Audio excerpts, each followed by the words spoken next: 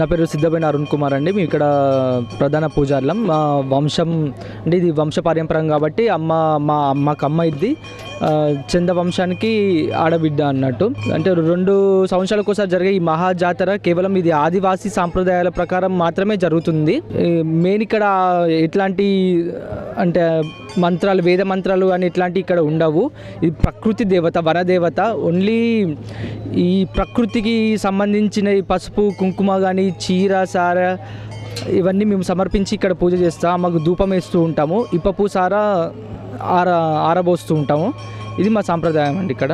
అంటే ఇప్పుడు కాకతీయుల చరిత్ర అప్పటి నుంచే ఈ సమ్మక్క సారలమ్మ అనే ఇద్దరు మా అమ్మలు కాబట్టి అప్పటి నుంచే అంటే కొన్ని వందల ఏళ్ళ నాటి చరిత్ర మా వంశానికి ఉందండి.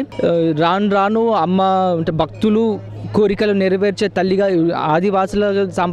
ఆదివాసులకే కాకుండా ఇతరులకు కూడా అమ్మ కులదైవంగా కానీ మరి ఇంటి దైవంగా మొక్కుతున్నారు.